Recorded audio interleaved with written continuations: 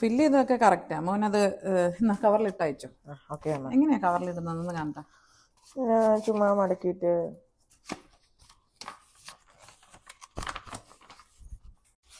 Hello, അങ്ങനെയല്ല.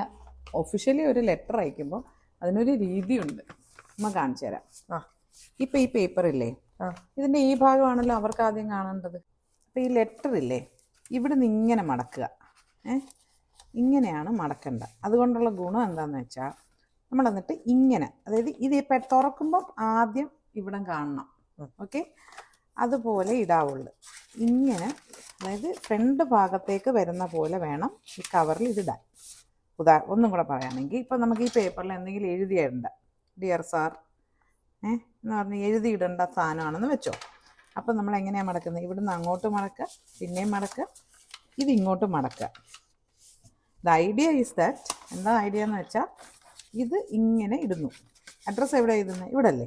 അപ്പം ഇവിടെ ആണല്ലോ പൊട്ടിക്കുന്നത്. പൊട്ടിച്ചൊരു സാധനം എടുത്താൽ നമുക്ക് ഇങ്ങനെ തുറന്ന് വായിക്കാൻ പറ്റണം എന്നാണ്. ഓക്കെ, അപ്പോൾ ഓൾവേസ് ഇങ്ങനെ എഴുതുമ്പോൾ ഒരു കാര്യം കൂടെ ശ്രദ്ധിക്കണം, ഇങ്ങനെ മാർജിൻ ഉണ്ടാവണം അല്ലേ, അങ്ങനെ എഴുതാവുള്ളൂ. അപ്പം നമ്മൾ അങ്ങനെ ഇട്ട് കഴിഞ്ഞാൽ പിന്നെ എങ്ങനെയാണ് ഒരു ലെറ്റർ പോസ്റ്റ് ചെയ്യുന്നതെന്ന് അറിയാവോ?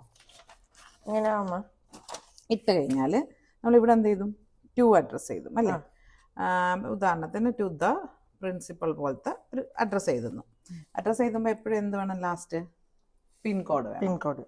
പിൻകോഡ് എഴുതാം. പിന്നെ അത് ഇവിടുന്ന് ഒരു ഫ്രം അഡ്രസ്സ് എഴുതണം. ഇബ്രാഹിമിൻ്റെ അഡ്രസ്സ് ഇബ്രാഹിം അബീസ്, അങ്ങനെ ഫുൾ അഡ്രസ്സ്, അവിടെയും പിൻകോഡ് വെക്കുക. പിന്നെ ഇത് നമുക്ക് രണ്ട് വിധത്തിൽ അയക്കാം. ഒന്ന് സാധാരണ പോസ്റ്റിൽ ഇവിടെ സ്റ്റാമ്പ് ഒട്ടിച്ചിട്ട് അയക്കാം, അല്ലെങ്കിൽ രജിസ്റ്റേർഡ് അയക്കാം അല്ലേ. അപ്പോൾ രജിസ്റ്റേർഡ് പോസ്റ്റ് അയക്കുമ്പോൾ എന്ത് ചെയ്യണം? ഇവിടെ രജിസ്റ്റേർഡ് എന്ന് എഴുതി അണ്ടർലൈൻ ചെയ്യണം. രജിസ്റ്റേർഡ് ആകുമ്പോൾ നമ്മൾ പോസ്റ്റ് ഓഫീസിൽ കൊണ്ട് ഇത് കൊടുക്കുമ്പോൾ അവർ വേ ചെയ്ത് നോക്കും എത്ര വെയിറ്റ് ഉണ്ടെന്ന്. വെയിറ്റിനനുസരിച്ച് അവരാണ് ഇവിടെ സ്റ്റാമ്പ് ഒട്ടിക്കുക. ഇപ്പോൾ സ്റ്റാമ്പ് അല്ല, ഇപ്പോൾ അവരൊരു പ്രിന്റ് എടുത്തിട്ട് ഇത് ഇവിടെ ഒട്ടിക്കുക ചെയ്യുന്നത്. നമ്മളിത് അവിടെ ഏൽപ്പിച്ചാൽ മതി രജിസ്റ്റേർഡ് ആണെങ്കിൽ. സാധാരണ ആണെങ്കിൽ സ്റ്റാമ്പ് ഒട്ടിച്ചിട്ട് നമ്മൾ എന്ത് ചെയ്യും? ലെറ്റർ ബോക്സിൽ ഇടും. ഈ ലെറ്റർ അവിടെ എത്തിയെന്നറിയാൻ ഇതിൻ്റെ കൂടെ ഒരു അക്നോളജ്മെന്റ് കാർഡ് എന്ന് പറഞ്ഞൊരു കാർഡ് കിട്ടും. എവിടെ? പോസ്റ്റ് ഓഫീസിൽ കിട്ടും. അതും കൂടെ ഇവിടെ സ്റ്റേപ്പിൾ ചെയ്ത് അറ്റാച്ച് ചെയ്യും. അതിനകത്ത് നമ്മുടെ അഡ്രസ്സാണ് എഴുതുന്നത്, അതായത് ഈ ഫ്രം മോൻ്റെ അഡ്രസ്സ്. എന്തിനാ? അവിടെ അത് കിട്ടിക്കഴിഞ്ഞാൽ ആ അക്നോളജ്മെന്റ് കാർഡ് നമുക്ക് തിരിച്ചയച്ചു തരും. അപ്പൊ അത് തിരിച്ച് നമ്മുടെ കിട്ടുമ്പോൾ എന്ത് സംഭവിക്കും? നമുക്ക് മനസ്സിലാവും ഇതവിടെ കിട്ടിയത്. നമ്മൾ ട്രാക്ക് ചെയ്ത് നോക്കുമ്പോൾ കിട്ടിയെന്ന് അറിഞ്ഞു. ഇത് ട്രാക്ക് ചെയ്യാം, രജിസ്റ്റേർഡ് ആണെങ്കിൽ ട്രാക്ക് ചെയ്യാം.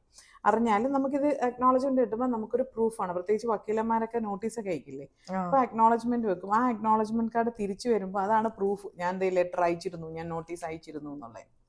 അപ്പം അതാണ് ഒരു പോസ്റ്റൽ ലെറ്റർ അയക്കുന്നതിൻ്റെ ഒരു രീതിയും ഒരു സിസ്റ്റവും. ഓക്കെ, അപ്പം ഇതും പിള്ളേർ അറിഞ്ഞിരിക്കണം. ഇപ്പം അങ്ങനെ ലെറ്റേഴ്സ് അയക്കില്ല, എല്ലാവരും ഇമെയിലും വാട്സപ്പും ആണെന്നൊക്കെ പറഞ്ഞാലും ചില കാര്യങ്ങൾ നേരിട്ട് തന്നെ അയക്കേണ്ടി വരാറുണ്ട്.